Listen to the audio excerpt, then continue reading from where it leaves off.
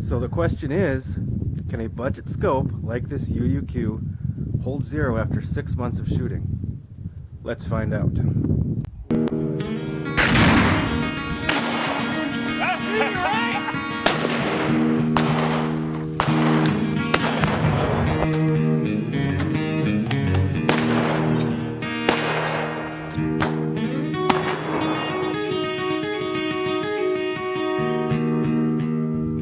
Welcome back to the Frozen Tundra. Today we're going to do a 6-month follow-up review on the Smith & Wesson M&P 308 rifle and of course the UUQ 4-12X50 scope.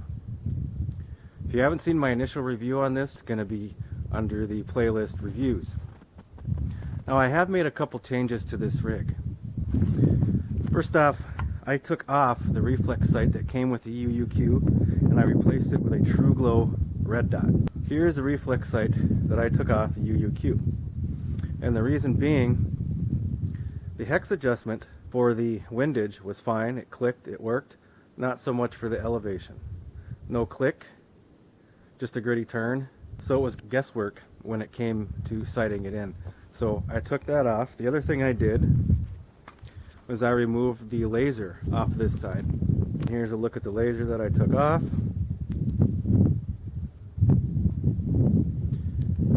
I just don't like them. I don't use them.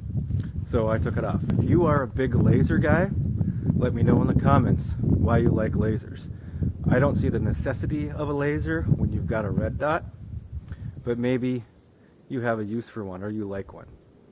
Now, just so you know, I have not messed with this scope. I haven't adjusted whatsoever since the initial sighting in. So what we're going to do today is we're just going to shoot this at 100 yards. That's what I zeroed it at, just to see if it can in fact hold zero, if it's accurate. So I'm going to be shooting at 4 small 8-inch targets at 100 yards, and just to give you a little idea of how small that bullseye is, roughly the size of a penny. So I wonder if we're going to hit any pennies today at 100 yards. We shall see.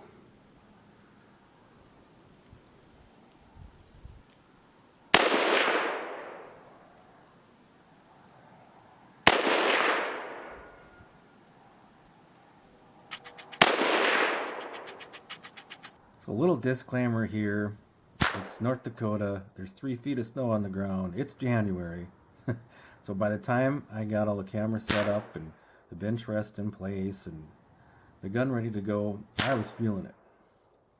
That's a lot of snow to trudge through for this. So I probably wasn't the steadiest here this first round.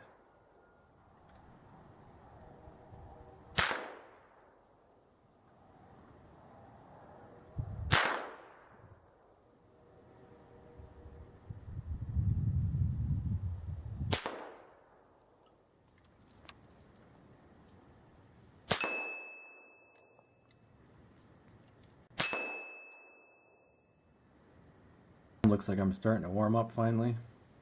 And there's a crazy flyer.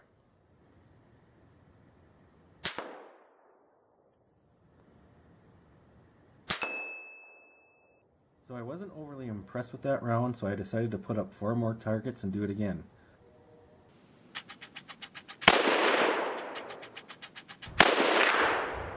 Hopefully this time I could be a bit more steady.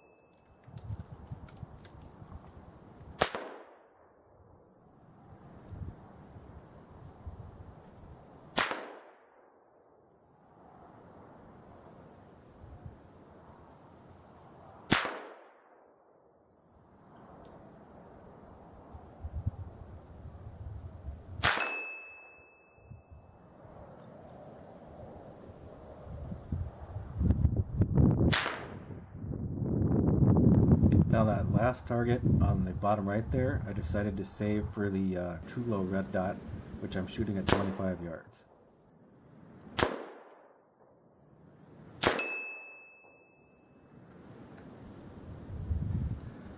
Let's take a look at the targets.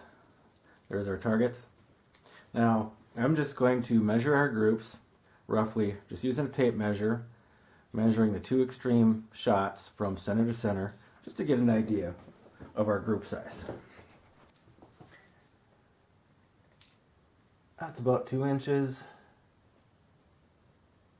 2 inches. It's about 1.75 inches. 1.5 inches. Okay, so on the UUQ, we're getting pretty consistent groups, 1.75 to 2 inch groups. Now here's one thing. You shouldn't typically expect bolt gun accuracy out of an AR platform, but I would call those groups at 100 yards pretty good. Some people freak out when they don't get sub-MOA groups, but here's the thing. Every one of these hits here, if you apply this to deer hunting, every single one of those is a dead deer or coyote or whatever it is you're shooting at. Now, I think in my initial review, I gave the UUQ a 2.5 out of 5, which was mainly because of the reflex sight. But the scope itself should rate quite a bit higher than that. I mean, this scope, obviously, it held 0. I think it did pretty good holding 0. You can use it for hunting, target shooting, self-defense if need be. A budget scope like this will work for things like that. Now, as discussed in the first video, the only time a scope like this won't work for somebody is if they're a long-range target shooter and they're trying to hit thumbtacks at 1,000 yards. Then you're going to want to upgrade, because that might be kind of hard to do with this. But for overall use, the average guy, this scope will work for mostly for what you want it to do. Also, in the first review, I think I said something about the eye relief not being great, but it was good. Well, now that I've had time to actually shoot quite a bit through it and compare it to my other scopes, the eye relief is actually really good. Now, one drawback is once you get up to just the last few powers, like maybe 10, 11 and 12 for sure, it does start to get a little blurry, okay? But just so you know, I actually shot these rounds, these groups, on the 10th power, and I could see pretty well. I mean, it's not crystal clear, but I could see well enough to hit what I'm shooting at. So, is it worth $100? I think so. I mean, I like the fact that it's got a big reticle. You know, first focal plane scopes, you know, the ones that where the reticle changes in size when you change the magnification. When you're on the low settings, you can hardly see. I mean, the reticle is really fine, and I'm not a big fan of those. I'm actually, because I'm a deer hunter, I'm more of a fan of second focal plane scopes, which this UUQ is. That reticle stays the same, and it's a nice big reticle. I mean, it's not overly huge, but I can see it.